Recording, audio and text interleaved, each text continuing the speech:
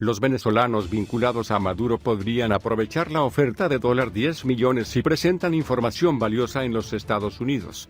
Por primera vez, el gobierno de los Estados Unidos está ofreciendo una recompensa de $1 millón a quienes brindan información precisa sobre las finanzas y las actividades del grupo terrorista Hezbollah.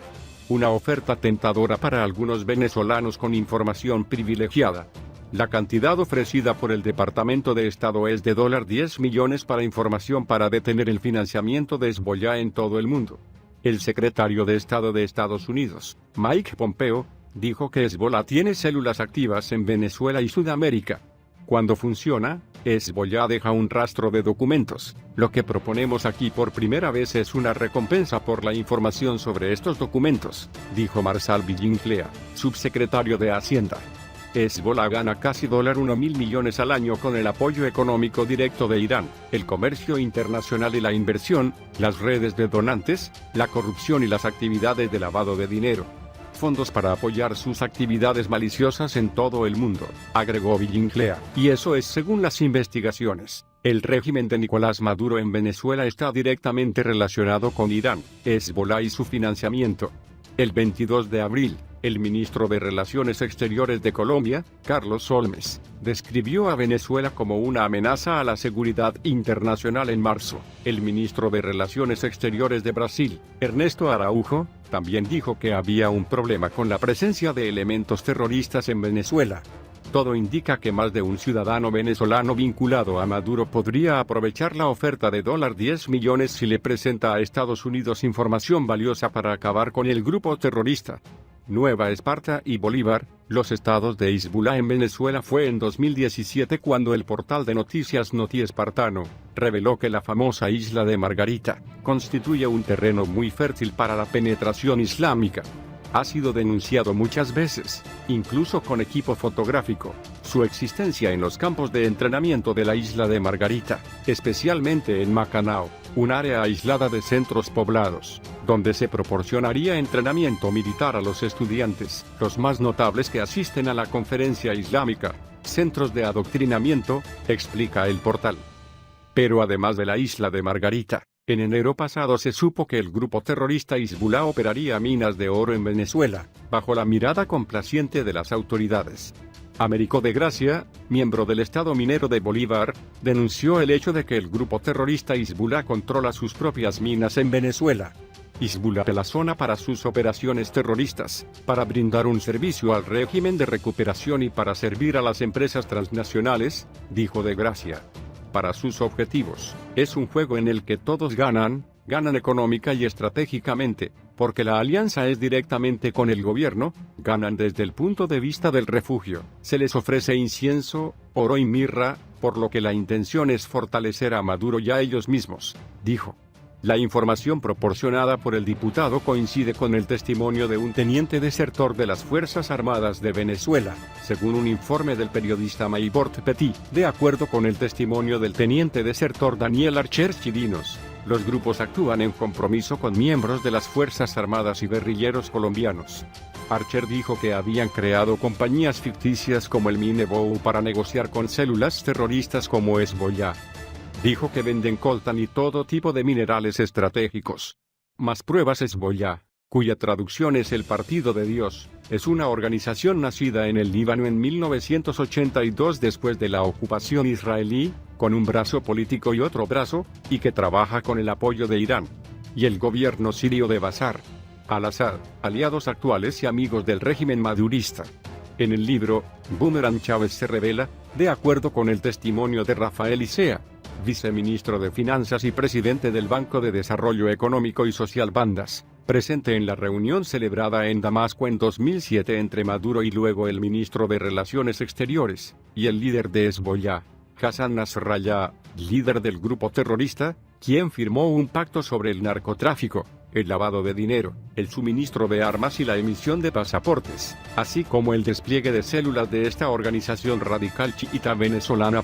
Pero hay más evidencia de que Chávez decidió aliarse con el grupo terrorista. Un informe publicado en el periódico ABC de España reveló en mayo de este año que entre 2008 y 2012, aproximadamente 173 personas de Siria, Líbano, Jordania, Irak e Irán se habían registrado como ciudadanos venezolanos para facilitar su participación en el comercio en el transporte de drogas.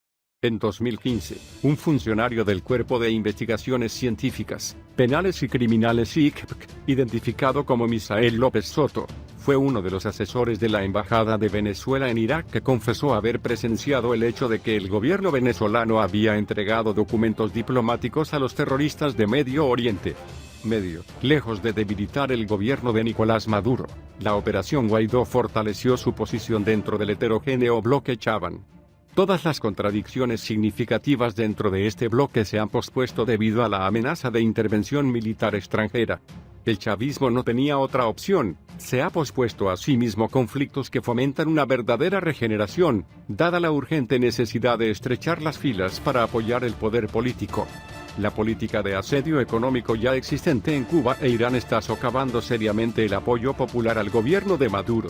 Sin embargo, los hechos solo reafirman que la mayoría de la población venezolana, incluso si necesita mejorar sus condiciones de vida y estabilizar el funcionamiento de las instituciones que garantizan sus derechos fundamentales, no está preparada para aceptar una injerencia extranjera o una guerra. Los venezolanos no quieren pasar de una crisis grave a una grave, esperan el orden, una opción política que estabilizará sus vidas. Esperan que quienes ejercen el poder estabilicen la moneda, les garanticen salarios que les permitan vivir con dignidad, proporcionen una gestión pública transparente, instituciones públicas eficaces que los protejan, igualdad de condiciones para las actividades económicas, la justicia en la distribución de la riqueza, y todo, el poder de decisión política. Y este Guaidó no lo ofrece, y Maduro lo encuentra muy difícil. La mayoría se encuentra en esta encrucijada. El grado de descontento de la mayoría de los venezolanos con Nicolás Maduro fue mucho más palpable en diciembre de 2018 que en la actualidad. El coraje de la presión estadounidense para una salida de facto de Nicolás Maduro, que fue votada por más de 6 millones de personas en 2018, no generó otro resultado, sino su consolidación como líder del chavismo. Una escena de ensayo evidente desde 2017, cuando Nicolás Maduro logrará avanzar en una Asamblea Nacional Constituyente con el voto de 8 millones de venezolanos. El 3 de febrero de este año, Nicolás Maduro dijo al periodista español Jordi Évole que el problema de los gobiernos extranjeros que apoyaban la proclamación de Guaidó era que no entendían a los venezolanos, que no entendían el chavismo. De hecho, aquellos que no conocen a la clase obrera venezolana no pueden entender cómo, con el nivel de precariedad que actualmente experimentan las familias frente a la hiperinflación y la inestabilidad de los servicios públicos, agua, electricidad y transporte, los sectores una importante población sigue saliendo a las calles para apoyar a Nicolás Maduro. La Operación Guaidó refleja la mala interpretación de las élites mantuanas y los estrategas norteamericanos de la cultura política venezolana, la hegemonía antiimperialista y, como consecuencia soberana, los momentos de la República hace más de 200 años. Obviamente, la opción defendida por los venezolanos debe tomarse en cuenta en las decisiones sobre el destino del país a través de las elecciones. Las tácticas inmediatas que buscan eliminar a Maduro por la fuerza o la usura, lejos de convencer, retraer o desmovilizar descontentos e indecisos y unir a los chavistas de una mayor conciencia política. Los estadounidenses no tienen la tarea fácil, los chavistas están dispuestos a hacer todo para defender su soberanía, la dignidad de sus decisiones políticas. Han pasado casi 2 décadas. Los rápidos movimientos de Hugo Chávez para forjar alianzas con potencias emergentes son ahora una fuente económica y geopolítica para Maduro. Las inversiones chinas y rusas son muy grandes y la relevancia política de Venezuela en la región no se transferirá tan fácilmente. Una vez más visto, Venezuela recrea un conflicto con el hedor de la Guerra Fría. Y mientras la mayoría está esperando los movimientos de sus élites internas, así como los poderes que desafían al liderazgo mundial, no están comprometiendo. Lo que sucede en Venezuela tendrá que pasar por las urnas. El chavismo con o sin Maduro todavía tiene sentido común en la política venezolana, el horizonte del país aún está codificado en los códigos legados por Chávez: justicia social, soberanía sobre recursos estratégicos, equidad económica y democracia radical. Por esta razón, mientras la élite gobernante se separe de estos principios, Incluso por razones de circunstancia, cavará la tumba de su legitimidad. El presidente venezolano, Nicolás Maduro, dijo que Washington estaba volando a través de un préstamo que Citgo, una subsidiaria estadounidense de los estatales petroleros de Venezuela SA, consideró ilegal.